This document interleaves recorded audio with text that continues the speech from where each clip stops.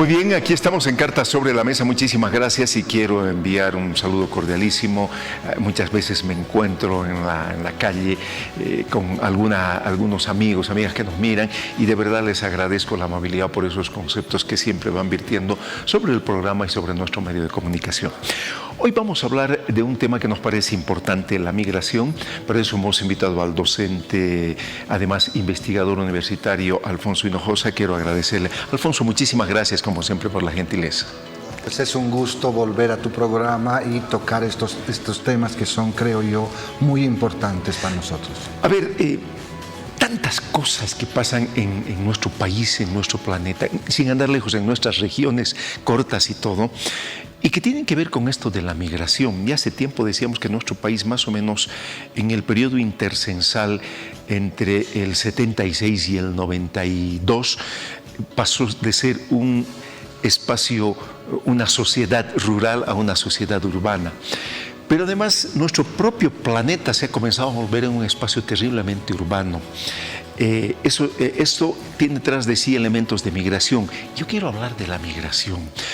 ¿Cuáles son los factores que condicionan la migración en general, de toda naturaleza? Bueno, la migración, la movilidad humana en sí mismo, siendo tan antigua, siendo consustancial al ser humano, es compleja, ¿no? Y lo es mucho más, como mencionabas, en esta época que estamos viviendo, donde una serie de factores contribuyen no a la movilidad, sino a su intensificación, ¿no? Estamos hablando sin duda un elemento socioeconómico, la economía es un elemento central, básicamente son migraciones laborales, pero no exclusivamente. El tema del factor climático, medioambiental, es otro elemento central. El tema de las desigualdades entre regiones, ¿no? Y estemos hablando de migración interna, campo-ciudad, o estemos hablando de migración internacional de países menos desarrollados hacia países más desarrollados, ¿no? Pero también las crisis, ¿no? Detrás de la intensificación de las movilidades humanas están las crisis de diverso tipo, crisis que tienen que ver con factores económicos, crisis que tienen que ver con factores políticos, pero también bélicos, digamos, ¿no? Entonces la crisis en sus múltiples dimensiones es un elemento que está detrás de los procesos de movilidad, pero también, y esto es importante señalarlo, temas que tienen que ver con la cotidianidad, ¿no? Recientes estudios, investigaciones y organizaciones de migrantes específicamente organizaciones de migrantes de mujeres, han puesto sobre el tapete de la discusión el tema de la violencia intrafamiliar como causa estructural, no como un elemento más, sino como causa estructural de la migración de mujeres, ¿no? Entonces, estamos ante un proceso, un hecho social altamente complejo y cada vez más dinámicos, ¿no? En medio de esto, la tecnología también juega un factor importante. Podemos hablar también de temas culturales, raciales, por ejemplo, religiosos, bélicos, que generan también esto. Sin duda, lo cultural, ¿no? Acabo de decir que hay factores estructurales que son los que motivan estas movilidades, pero también nos encontramos que más allá de estos elementos estructurales, elementos ideológicos juegan un papel fundamental y no reciente, ¿no? Desde hace tiempo. Recordará la película de Chaplin, sí. Tiempos modernos, ¿no? Ahí hay unas escenas maravillosas de cómo las luces de la ciudad son las que atraen, ¿no? A veces no hay la necesidad económica, estructural de migrar, pero la dimensión ideológica de ir a un lugar con luces más desarrollado, con una serie de elementos que tienen que ver con factores de atracción en términos culturales, son los que motivan todo esto. Ahora, si bien todos estos factores son los condicionantes de la migración es mala o es buena? ¿O tiene estas dos facetas también? Tiene múltiples facetas, ¿no? Creo que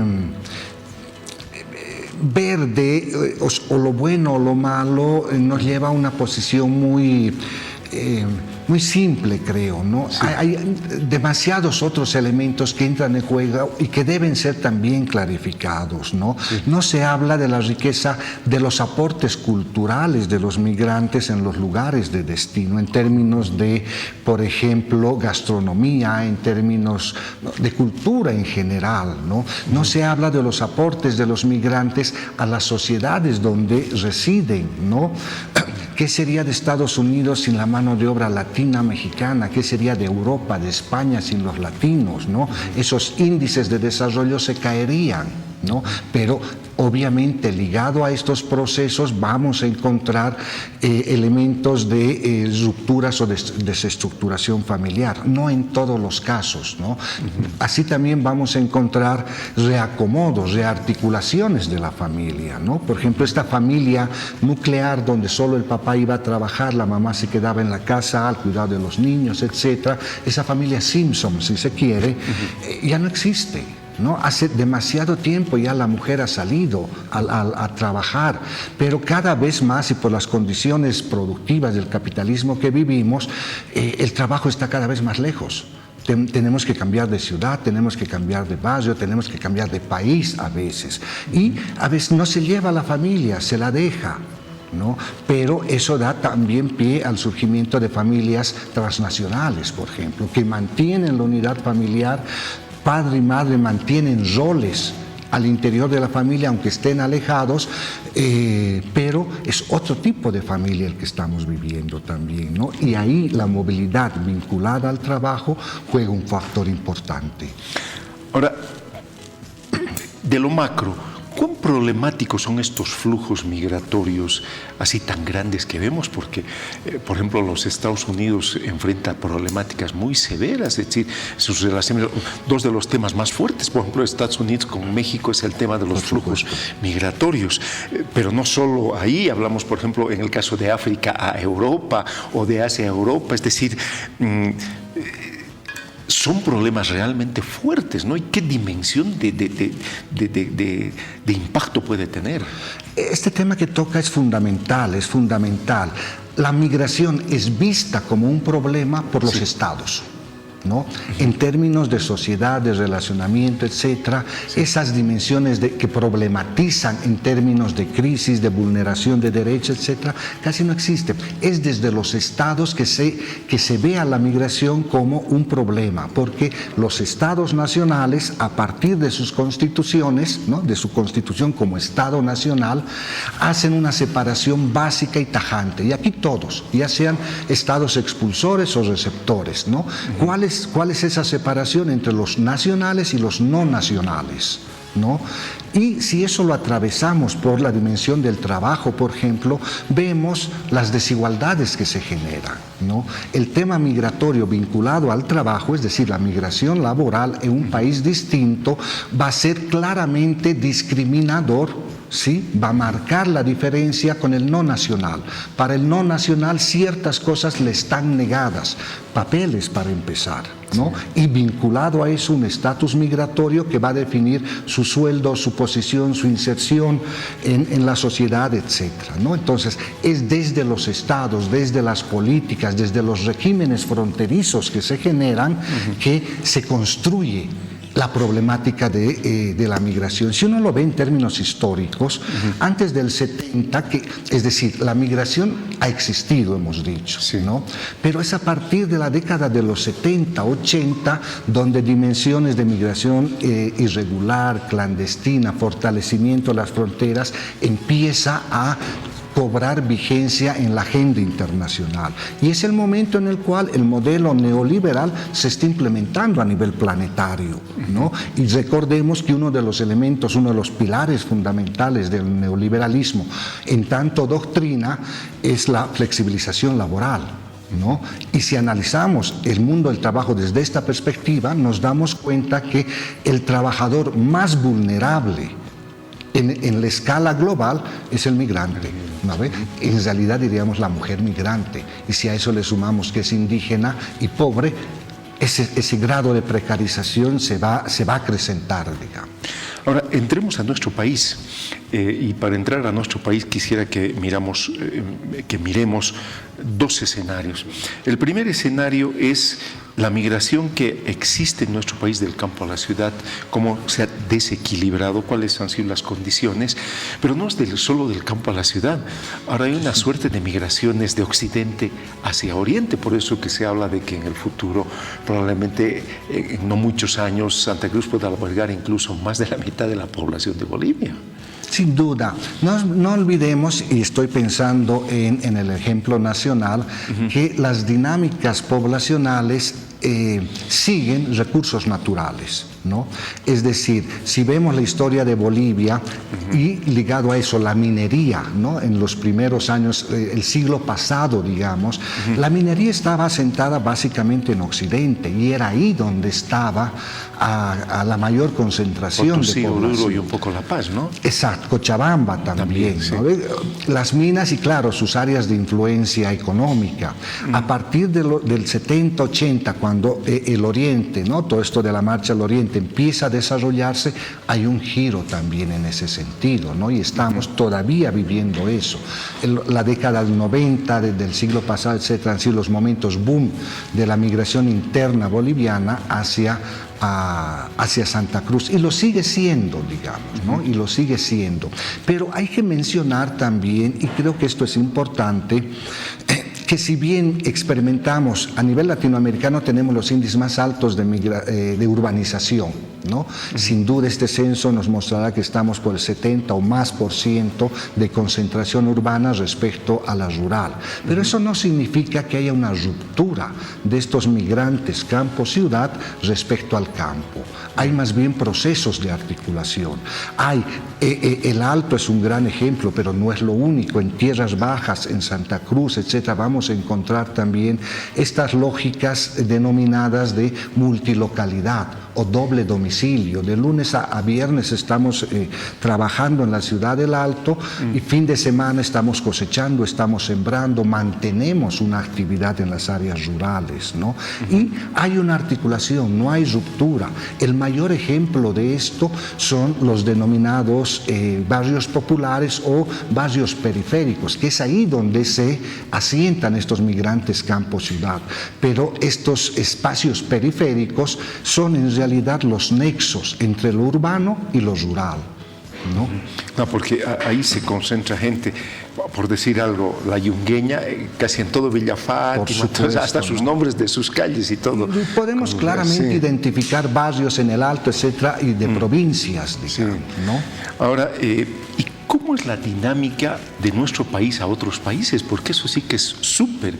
Digo súper porque hay una comunidad terriblemente grande en la Argentina, en Brasil, en Chile, unas migraciones. A ver, ¿cómo funciona esto? Es muy fuerte en términos de magnitud, de cantidad, aunque los datos precisos no los tenemos, pero es muy fuerte. ¿Cómo evidenciamos ese impacto, esa magnitud de la migración boliviana en el exterior, en el país, viendo las remesas, ¿no? El Banco Central, que nos da datos solo de las remesas que pasan por el sistema financiero, porque hay un otro monto que es enviado vía solidaria, de manera directa, etcétera. Pero solo esos montos que pasan por el sistema financiero representan más del 3.5% de nuestro PIB. El año pasado, récord de recepción de remesas, ¿no? Sí. Alrededor de $1.500 millones. Sí. El año pasado. 1.490 y algo millones de dólares. Un récord. Y lo legal, lo visto, exacto, lo formal, digamos. Lo que pasa por el sistema financiero. Y ahí podemos dimensionar esos impactos, ¿no? Pero también eso contrasta, ¿no?, con el silencio que existe a nivel de la sociedad y del Estado respecto a esta colectividad que está sacrificando su vida, su edad productiva en otro país para mandar esos recursos al país, para su familia, digamos. De pronto el Banco Central saca estos datos, dice estamos con un pico, etcétera, pero eso no se lo ve acompañado de políticas sociales que vayan a fortalecer o vayan a acompañar nuestra diáspora en el exterior, ¿no? Los datos que tenemos Según el último censo, el 2012, que por primera vez introdujo 2 preguntas sobre migración internacional, según ese censo, migraron entre el 2002 y el 2012, porque la pregunta hacía referencia a los últimos 10 años, alrededor de 500.000 de personas, entre el 2002 y el 2012, ¿no? 500.000 de personas, es fuertísimo, ¿no? Y ahí no están registrados los que migraron antes. Este registro nos sirve muy bien, por ejemplo, para ver España, que coincide con el periodo en el cual mucha gente se fue a España, ¿no? Entonces, los contingentes, los colectivos de residentes en el exterior, en diversos países, son muy, muy significativos y de mucho peso y de mucha trascendencia. Alfonso, ¿cómo podemos ver estos 2 componentes de la migración? Estos que pueden ser permanentes. En Argentina hay cordones muy grandes de gente que vive allá en Argentina, y lo mismo en Brasil. Pero, por ejemplo, en el caso de Chile, pareciera que hay migraciones periódicas. Exacto. A ver, explícanos más o menos cómo es este comportamiento. Sin duda, tienen que ver con la profundidad y la antigüedad de los procesos en el tiempo, cómo se han ido desarrollando. Lo de la Argentina, hemos dicho, es la más antigua, pero su masificación se da precisamente a partir del 85, 90 en adelante, lo mismo Brasil. Y lo de Chile es un poco más reciente, ¿no? Y lo de Chile, por las características laborales, ¿no? En el norte chileno y también centro y sur, articula lo que usted decía, son migraciones, lo que se denomina de tipo circular, es decir, repetitivas en el tiempo, pero por determinados periodos, 2, 3 meses, ¿no? Y en esto tenía mucho que ver el tema de la regularización migratoria, más que de la regularización, el tema del estatus migratorio, ¿no? Por normas del Mercosur, nosotros podemos entrar a los países andinos, incluido Chile, solo con carnet por 3 meses bajo la nomenclatura de turista, ¿no? Entonces, esto era lo que se aprovechaba, se entraba como turista, se trabajaba 2, 3 meses y antes de que se cumpla el plazo y pagar multas, se volvía, ¿no? Entonces, la migración a Chile tiene este carácter de circularidad. Hay circuitos laborales que articulan diversos lugares del país con el norte de Chile y ahora con muchísima fuerza centro y sur de Chile con el tema de temporeros agrícolas. Pero también hay un flujo migratorio interesante, parece que ya permanente también, de Bolivia a los Estados Unidos, Washington, y podemos hablar de una serie de estados, también de Bolivia a Europa, particularmente España es uno de los lugares fuertes. Estas migraciones, ¿qué características tienen? Ahí lo de España ha sido la primera migración de este siglo liderada por mujeres, ¿no? Esto tiene que ver también con una demanda laboral en España, en Europa en general, para mujeres, para el tema de cuidados, ¿no? Cuidar niños o cuidar ancianos, y esto ha marcado ciertas particularidades distintas a la migración a la Argentina o Brasil. No es que no hayan mujeres ahí, sin duda, pero han estado más ligadas a procesos de migración familiar. Lo de España... Sí. En el primer momento, el año 2006-2005, teníamos un índice casi del 70% de migración femenina frente a un 30 o un 30 y tantos % de migración masculina. Esto después se ha ido equilibrando porque las mujeres han ido llamando a sus parejas, ¿no? Etcétera. Pero esta ha sido una de las características muy fuertes, ¿no? Lo que se conoció a principios de siglo y se conoce como la feminización de las migraciones. Un caso más fuerte de esto es Italia, ¿no? Sí. En Italia, en Bérgamo, específicamente en Bérgamo, hay una colectividad de bolivianas muy grande, muy significativa, que ha tenido y tiene un impacto en esta sociedad receptora. Lo de Estados Unidos es más antiguo, ¿no? De la década del 60, 70 del siglo pasado, pero que empezó siendo una migración campesina, rural, ¿no? Sobre todo de Cochabamba, del Valle Alto cochabambino. Y ya décadas o años posteriores fue jalando de manera muy fuerte a sectores medios urbanos de Cochabamba, de Santa Cruz, etcétera, y que se hallan ya establecidos en Estados Unidos, ¿no? Hay rubros laborales específicos en Arlington, por ejemplo, que está en manos de bolivianos, todo lo que es en el tema de la construcción, la obra fina, por ejemplo, no son maestros yeseros, por ejemplo, y muy cotizados los bolivianos para el trabajo de obra fina. Algo muy similar también en Buenos Aires, ¿no?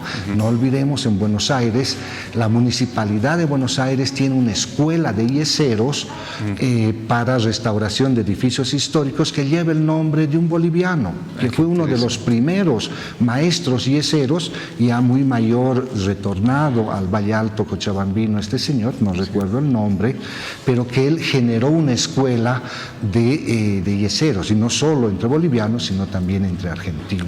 Porque en el Brasil, sobre todo, se habla del sector textil con una presencia fuerte boliviana. Totalmente. ¿No? El sector textil en Sao Paulo está copado por bolivianos, ¿no? Y fue muy particular porque, igual que en la Argentina, hasta la década de los 80, los que dominaban en este rubro laboral eran coreanos, lo mismo que en Buenos Aires.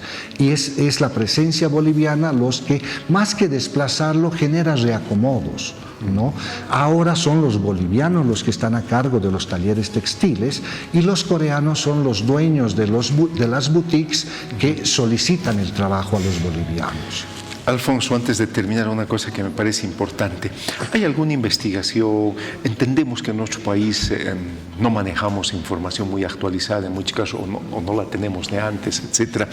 ¿De cuánto de gente de nuestra población ha migrado al exterior?